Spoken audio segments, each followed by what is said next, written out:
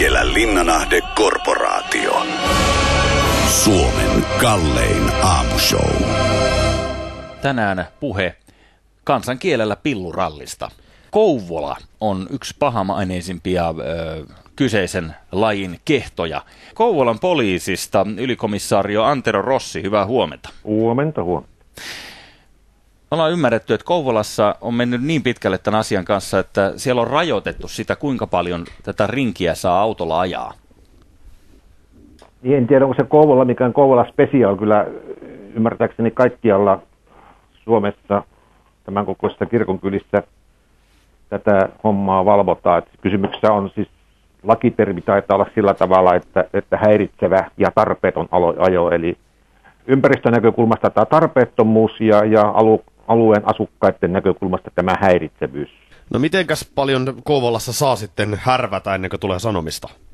No itse asiassa pystyy minuutissa hankkimaan tällä häiritsevällä ajolla, sopivalla renkaan vinguttamisella tai muulla, niin itselleen ajokielot. Aha, se on niin helppoa. Se on niin helppo. Täällä netissä kerrotaan, että keskuspuistossa kuulemma kannattaa pysähtyä tsekkaamaan pissikset. Että jos jotain teinejä tulisi kyytiin, paljon te valvotte sitä, että kuinka paljon, tai ketä autoissa istuu ja minkä ikäistä jengiä? Se nyt ei oikeastaan ole poliisin ensisijainen homma, että tämä tämmöinen ikiaikainen pariutumisriitteihin kuuluvat tämän tyyppiset asiat. Niin, ei kun meinaa, että jos siellä on siis 13-vuotiaita tyttöjä kyydissä. No eihän kukaan kiellä, onhan sitä, että se vaan riippuu, mitä ne tytöt siellä sitten tekee, niin se on, se on sitten se tarina toinen. Mitäs kaikkea nämä sitten yleensä keksii, nämä kruisailijat, sellaista inhottavaa? Kaikki se, mikä niin kuin ääntä tuottaa, se on se ympäristön asukkaiden yörauhaa häiritsevää. Kumminpoltto on yksi ja tietysti sitten rakennellaan kaikennäköistä muuta ääntä tuottavaa. Yksi keino on se, että ajetaan hiljaa ja pannaan pasunat soimaan autolta täällä 140 megahertsiä, niin se on yksi keino. Ja tietysti sitten ihan tämmöinen huutaminen ja muu tämmöinen. Nyt Antero, sellainen tilanne. Mä oon sattumoisin tänään tulossa, se on tänne Medusa-tapahtuma ja mä oon tulossa sinne yöksi. Ja onko näin, että korvatulpat on syytä ottaa, jos keskustassa meinaa yöpyä Kouvolassa? Riippuu missä hotellissa asuu. Täällä on rauhallisia hotelleita ja itse asiassa nämä hotellit taitaa olla sillä tavalla, että nämä reitit ei nyt juuri niiden hotellin ikkunoiden alitse juurikaan kulje. Ja toisaalta täällä on rakennustaito on sen verran korkealla, että nämä hotelli-ikkunat on 3-kerroksisia ja ääntä pitäviä. Aha, no se on ääni eristetty kaikille talot tämän takia. Joo. Radio Rock. Heikelän Linnanahde Korporaatio. Hyvää huomenta Kouvola ja Sampo. No ei nyt ihan Kouvolassa, mutta hyvää huomenta nyt vaan. No joka tapauksessa Kouvolan meiningistä löytyy sulla jonkun verran kokemusta. Joo. Tuossa oli äsken vastustaja puhelimessa, eli poliisi. Miten sieltä puolelta ajateltuna tämä rallitouhu, minkälaista se on? Nykyään, mitä tuossa on Kouvolaa nähnyt ja käynyt silloin tällainen siistiytynyt hirveästi, että kyllä se on niinku autokanta on hävinnyt aika hienosti keskustasta. Johtuuko se siitä, että siellä on tehty kävelykatuja tai jotain muuta vastaavaa? Vai? No joo, osa syyhän on se, että kun se yksi katu on muutettu ihan kävelykaduksi, niin sehän vaikuttaa aina. Sitten pääasia, minkälaiset stesset, eli sterkkarit? No tuossa nykyisessä autossa on ihan perussetti, että... Mutta nyt puhutaan ajoista, jolla ajat vielä aktiivista pillurinkiä. No silloin oli ihan sellaista perussettiä. Kun ei muitakaan ollut, niin kasettimankka ja... Jos oli vahvistimia, niin oli taajuuskohja ja vahvistin klassinen semmoinen boosteri. Sulla oli siis takaboksissa, sinne ei mahtunut mitään, kun silloin oli niin iso subbari. Eihän silloin mitään suppareita pahemmin olla.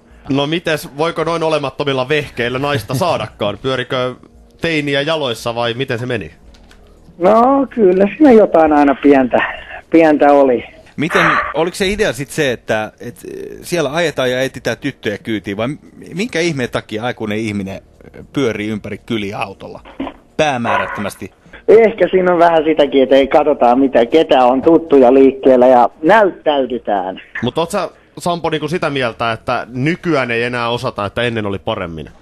Joo, eihän tämä nykynuoriso mitään tämmöistä osaa harrastaa. Siis tämähän on yksi taiteen laji. Näyttäydyt siinä autolla, ajat ohi ja kaikki katsovat, tässä nyt. Kaikki kattoo Eikö se ole kuitenkin niitä ihmisiä, jotka on silleen, että vittu nää jätkät on pellejä? Miksi te ette pelannut lätkää tai korista Kouvolassa? Eihän sitä nyt. Autourheilu on ainoa oikea urheilu. Lasen eritäys, älä kirraa nyppy. Heikelä Linnanahde Korporaatio. Terve. Terve. Mistä päin? Kouvolasta. No niin. No minkälaisia kokemuksia? No siellä tuli pyörittyä silloin joskus 2000-luvun alussa. Mutta mistä se johtuu, että nuoriso täyttää 18 ja pääsee baariin? Niin miksi te ette mene baariin? Miksi pitää ajaa autolla? Eihän sit nyt aina ole rahaa. No millä sitä autoa sitten? No. Iskän bensalla. No yleensä. Hei, Eihän nyt jumalauta ole 18-vuotiailla muuten rahaa, kun isiltä ja äitit pyytää. Miten sitten, jos sä oot naisena, niin oot sä katsellut poikia kyytiin? Ei missään tapauksessa. pelkkiä tyttöjä. Niin, melkein näinkin autoa ennemmin, kuin ei niitä tarvinnut katsella. Okei, ootko sä kiinnostunut tytöistä? En. Joo. Sistä. Mutta... Mitä helvettiä. Niin. Ei, kyllä se varmaan enemmän on nykyään naisia sen ratin takaa, että sit pillurallia kun noita äijii. Siis mitä? Joo. Kaikkihan menettää merkityksensä. Mitä ne naiset sieltä hakee? No, enemmän ehkä kisaa. Kisaa? Tällaista, näin. Onko se vähän niin kuin joku hurjapäät elokuva? Sen jälkeen se kyllä meni aika villiksi taas vähäksi aikaa, mutta sitten se taas laantui. Oliko Kouvolassa iso hitti tää Fast and Furious? Tuntuu olevan. Sen jälkeen tuli niitä naiskuljettajia hiukkasen enemmän. No mites Mia? Meillä on tullut paljon ilmiantoja, että niinku, kyllähän pillurallipaikkakunta on kuitenkin Vantaa ja Tikkurila. Kävittekö te koskaan tekemässä vierailuja muille paikkakunnille? Joo, kyllä. Lahti. Tuli sitten Helsinkiinkin pari kertaa lähettyä, mutta ne on just sellaisia päähänpistoja, että ei vittu tää sama ralli. Älä kattoo vähän mitä muualla on. No mitä sä nykyään teet, kun et enää ajele? No, viettelen kotiiltaan. Kai sä nyt kuitenkin ajat jollain Xboxilla jotain autopelejä kotisohvalla? No totta kai, eikä pleikkahan se pitää olla eikä mikään Xbox. Radio Rock, Heikelä Linnanahde Korporaatio. Ihan tällainen juttu, eilen kävi käsittämättömiä asioita. Mä tulin tuossa iltapäivällä himaan ja ihan paha aavistamatta käännyin siihen kotikadulle. Mä katsoin, että mitä helvettiä. Bam Margera seisoo meikäläisen ikkunalaudalla. Mitä? Bambi. Joo, Jackassin Bam Margera. Mä pari kertaa katsoin, että mitä tapahtuu. Mä huomasin, että sillä on joku frendi siinä ja ne molemmat näyttää sitä, että ne on 1000 juurissa ja se mennään hypätä sen niin kaverin niskaan, että se jotenkin mittailee sitä lautaa siinä. Ja tälleen kesti niin kuin hetki katsoin, että mikä on homman nimi. Mä ajattelin eka, että ne on 200 vaan siis sekoilemassa, mutta sitten mä huomasin, että siinä on kameraryhmä toisella puolella katua. Okei. Joo. Ja sitten siinä on ihan yksi tuttu kundi, ne on suomalaisia kundeja, niin suurin osa tästä kameraryhmästä ja kuvaustiimistä. Niin sitten meni kysymään, niin tekee Suomessa elokuvaa. Tästä oli jossain lehdessäkin juttu.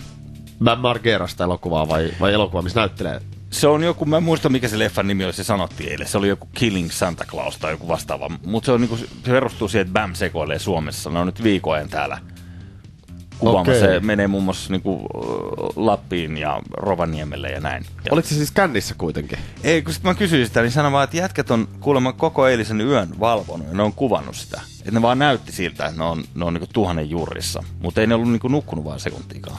Mutta sitten ne siinä vähän aikaa niinku sekoili ja laskeskeli.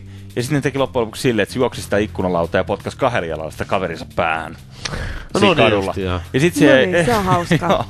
Ja sitten ne kaverit jäi leputtamaan siihen silleen, että tää sen frendi, jota potkastiin päähän, jäi makaamaan siihen meikäläisen rapun ovea vasten. Just, joo. Sitten mä otin siitä kuvaa, kun se oli niin tyylikkään näköinen, kun se oli kuollut siihen. Kai sä nyt laitat nettiin sen kuvan. Totta kai. Joo. Bam Margeran kaverit Niin. makasti ovea niin vastaan. Onko sä varma, että sua ei vilahtanut nyt missään kohtaan, koska sä mä yritin vähän. Ja huusi sieltä, tuu vittuun sieltä. Ei sinä, tuu vittuun sieltä kuvista. Mä olin mielessä, hey Bam, how you doing man? I saw you one time, 8 years ago. Sä yritit juosta pari kertaa päädön seinään ja tehdä kaikkea, mutta ei. Heikelä Linnanahde Korporaatio.